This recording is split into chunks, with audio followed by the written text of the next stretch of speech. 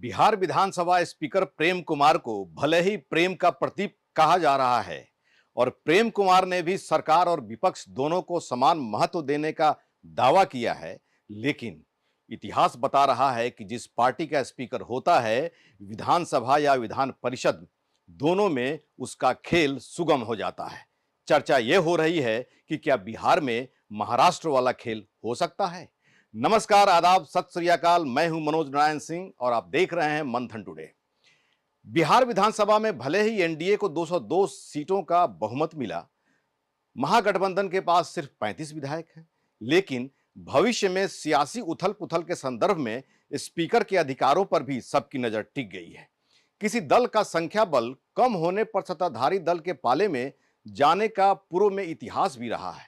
ताकतवर सत्ता पक्ष के सामने कमजोर विपक्ष वाले सदन में संतुलन कायम करना और बगैर किसी आरोप प्रत्यारोप से सहमति का रास्ता निकालने में भी अध्यक्ष की महत्वपूर्ण भूमिका होती है। इसी साल सितंबर में विपक्ष के कई विधायकों ने सदन में बिना दल की सदस्यता छोड़े सरकार के पक्ष में वोट डाल दिया था। महागठबंधन की ओर से काफी हल्ला करने के बाद भी अंत तक उनके ऊपर कोई कार्रवाई नहीं हुई। 17वीं विधानसभा की अंतिम दिनों में जब एनडीए को सदन में बहुमत साबित करना था, तो विपक्ष के कई विधायकों को एनडीए ने अपनी ओर कर लिया। आरजेडी कांग्रेस के आधा दर्जन विधायकों ने बहुमत के दिन ही पाला बदल दिया।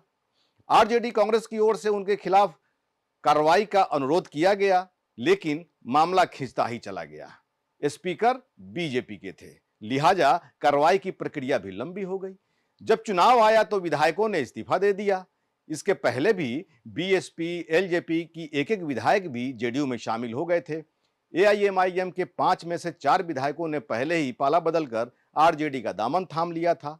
सदन के अंदर पहले भी विधायकों के पाला बदल के बाद कार्रवाई करने या न करने में विधानसभा स्पीकर की भूमिका अहम रही है। जेडीयू कोटे से विधानसभा अध्यक्ष उदय नारायण चौधरी ने 2014 में आरजेडी के 13 विधायकों को अलग गुट के रूप में मान्यता दी थी।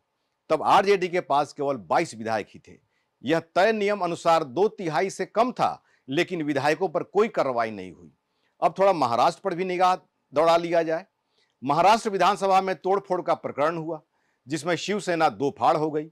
वहां विधानसभा स्पीकर ने बाद में शिवसेना के 55 विधायकों में से शिंदे गुट के 37 विधायकों को अलग गुट के रूप में मान्यता दे दी थी। ऐसा कहा गया कि बीजेपी के स्पीकर होने की वजह से यह रास्ता सुगम हो गया। यह मामला देश भर में चर्चा में आया था।